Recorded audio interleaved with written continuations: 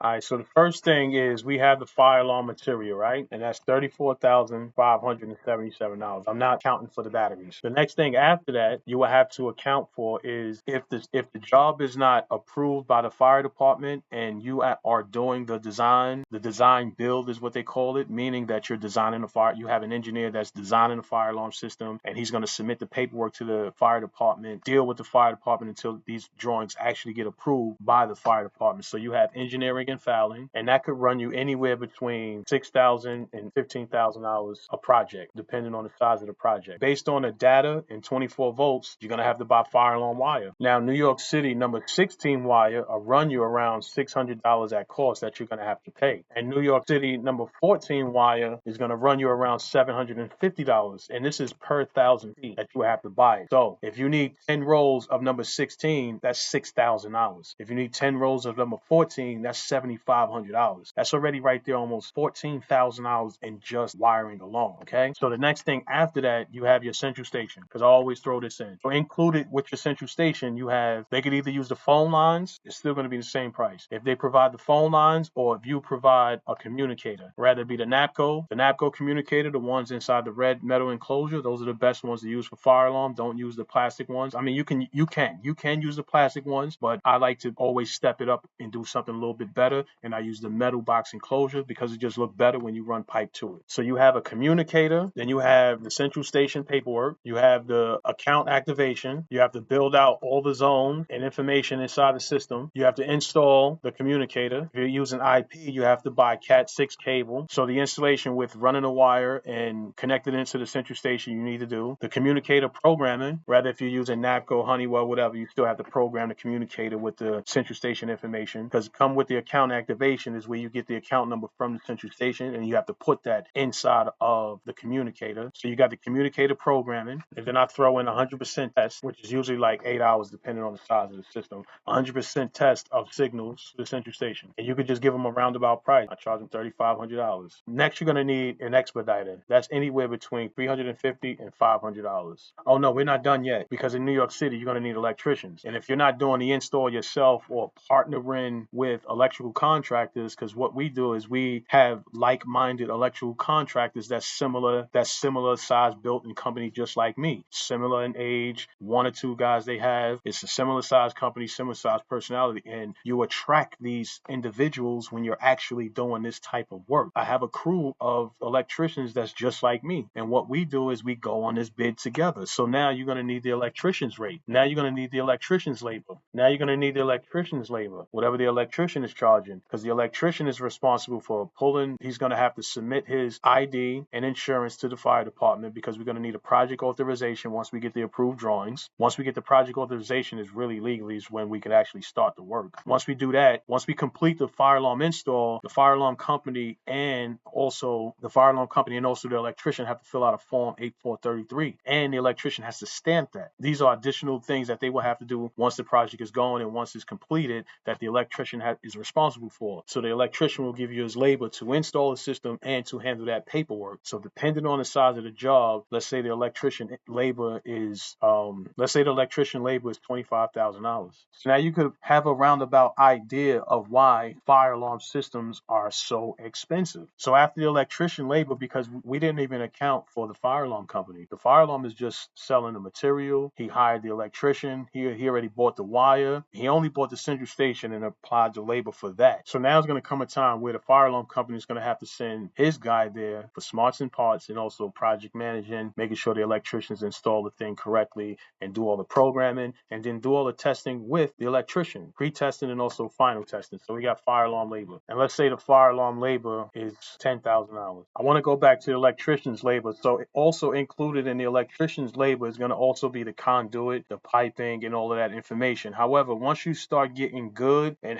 working with the same electricians, you pretty much have an idea what they're going to be charging, and it'll be better for you to charge the project out as a whole and then work as a GC, as if you are a GC, then hire the electrician at their rate, and then just try to get them, and then try to beat them down on their price. Let me be real with you. And this is exactly how I do it. I write it out on a piece of paper just like this, and I add it up individually and figure out how much it is going to cost as a total. And the next step after this, I put these numbers inside of my price calculator cheat sheet that I'll also leave in the description that you could download. This is something I created so that way I could stop cheating myself and actually charge the right price. Because when I was doing my pricing earlier, I was never incorporating the business. I was only just charging for one person and that one person alone, not really no markup or anything like that. But I do it totally differently now. I actually charge as an actual business so we can actually make money. And I'm going to show you how to do that. So here's a simple spreadsheet that I created. You can use this to calculate your price for service, your price for installs. If you're selling products, you could use this as well. So what we have here, you could put your project information in. You could put the technician's labor rate, the amount of hours for the technician. It will automatically calculate what that information is. Here you will put how much it's going to cost for all of your material, your vendors. You lump that up into one spot and put that there. It'll give you your markup cost. I have it at 10%, but you could change this to 15%. You could change this to whatever you want. And one thing for you to understand, you see you have this box that's highlighted. If you hover over it until the plus sign shows up, you can copy the rest of the cells down so that way they all have the same calculations. Here will give you the total cost of your material cost with the markup, and this column right here will give you the total cost of everything over here. This will give you the added expense, so it's going to give you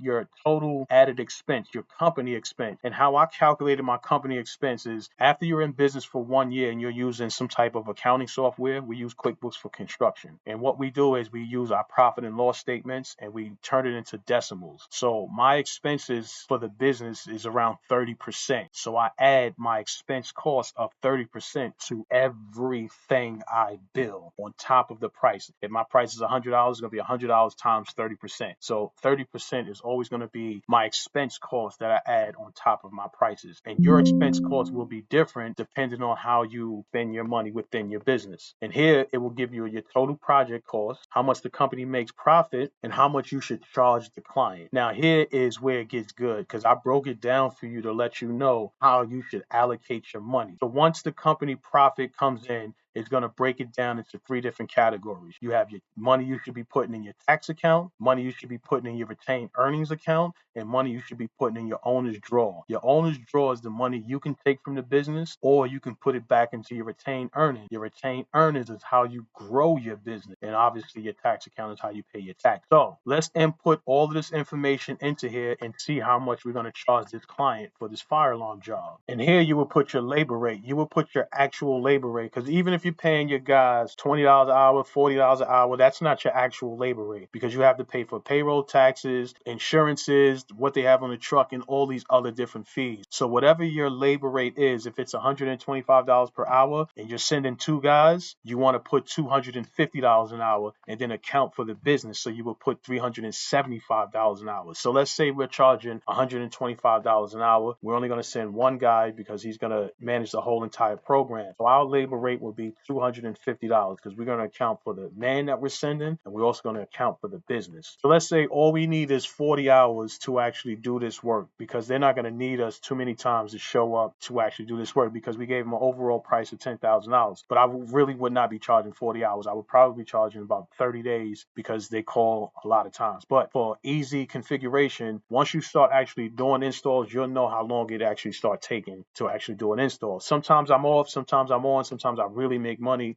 It's a game, so you have to figure it all out. So our total material cost is $70,777. We're going to plug that number in, and the calculator is going to do the rest. So our markup for the material at 10% is going to give us a $7,000 markup. So our total material cost will be $77,854.70. The total labor cost, combined with the labor, material, the fire alarm labor, and the total cost of the material with the electrician, the engineer, the expediter, and all the fire alarm equipment and stuff like that, that total labor cost would be $87,854.70. The added expense on top of that comes out to be $8,785.47. So now the total project cost, this is what it's going to cost you to run this project approximately. This is your total project cost. Your company profit will be around $9,000, $9,664. So the total price you want to charge your client will be $106,954. $304.19 to provide a turnkey fire alarm installation. Now the profit breaks down. Company should make, if it stays on budget, the company will make around $31,890. The company will make $31,891.26, and you could put evenly that money into each one of these accounts. And the owner's draw, like I said, can go back into your retained earnings, or you can just put this in your pocket to go do some stupid shit. I really wouldn't suggest that though. But essentially, this is how you are able to do stupid shit by making passive income, not your forward income, really. So this is a calculator that you can use to build out your material costs, your labor costs, or even if you're selling products, or even if you're doing regular random service calls, you can use this as well. So let's say you're doing a random service call and you are paying yourself $40 an hour. That $40 an hour is roughly